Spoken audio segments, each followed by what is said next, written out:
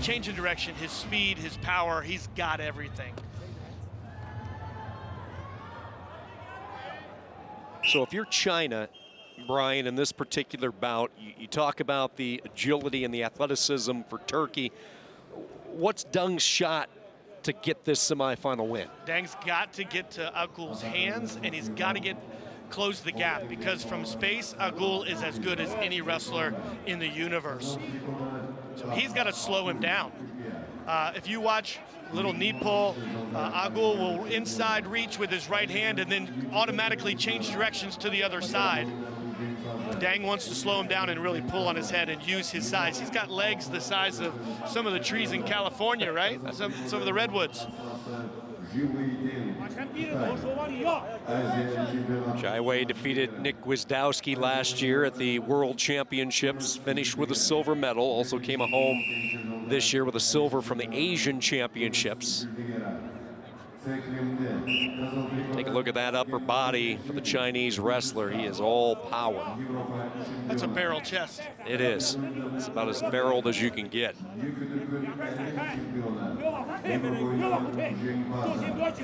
Deng doesn't want to stand up straight against AKGUL because he's so fast getting the leg and getting his hips to the outside. He'll make you think that he's there and then he disappears. He's a magician.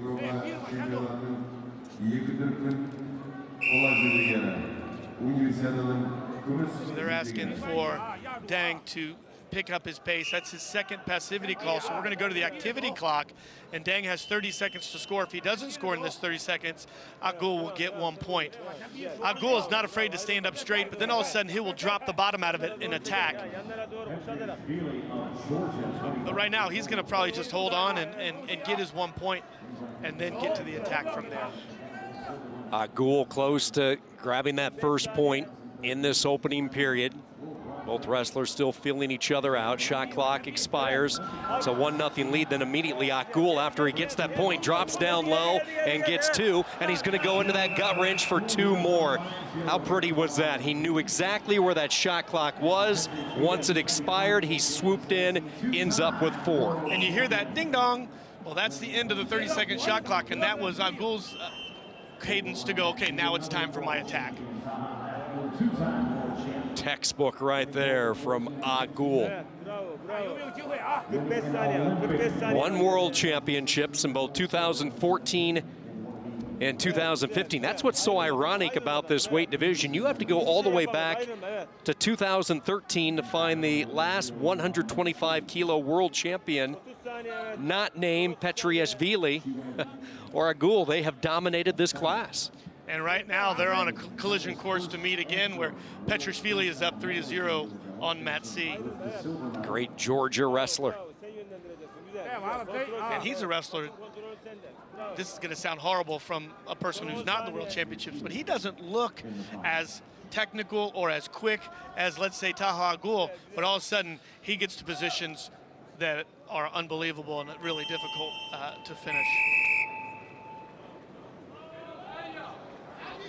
First period that belonged to Turkey. Taha AKGUL out to a 5-0 lead. Getting cooled off in the corner, but he has to be pretty happy with what has transpired so far through the first 3 minutes. The majority of his offense coming right after the shot clock had expired. After the Chinese wrestler got put up onto the shot clock, the moment that bell tolled, he went right down to the attack, immediately to the gut wrench. Look at that chain wrestling, and before you know it, 10 seconds later, instead of a 1-0 lead, he's up 5-0. Did you see how quickly he got to the leg and then automatically, because Deng is so big, you don't want his weight on top of you.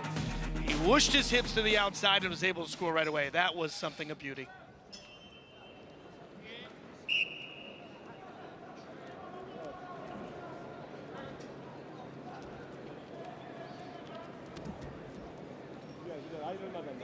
It's one of those ooh, ah moments. He has provided a few of those throughout the years, especially for his home nation of Turkey. Final semifinal bout. We'll take a quick break, and then we come back later tonight with gold medal matches, 2 on the women's side, 2 on the men's side. Sally Roberts will be up in the broadcast booth rejoining us for the women. Brian will take us home with the men tonight.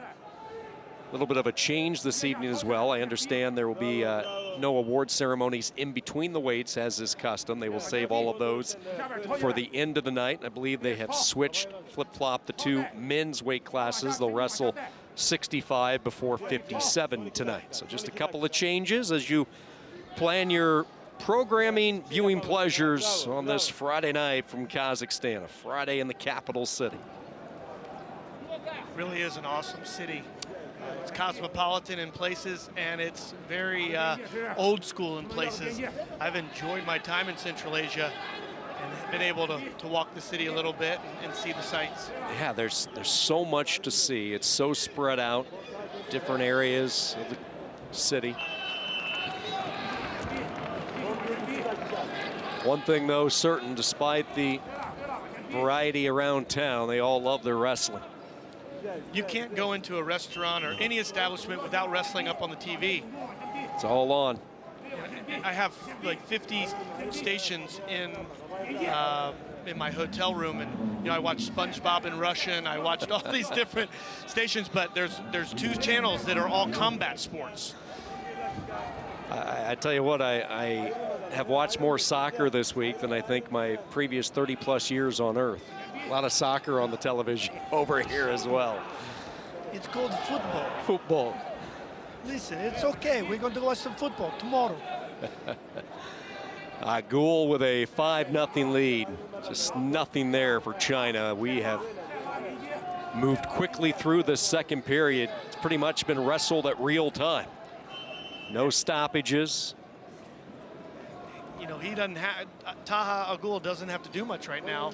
And he's not going to take a risk of going under this mountain of a man. So if DENG makes a wrong step, he's going to capitalize. But at 5-0 against a 270-pound guy, there's not a whole heck of a lot that he can do. And DENG isn't known for his offense. He's known for his defensive prowess with the chest lock. And he pushes and shoves, but doesn't do a whole lot of offense. So.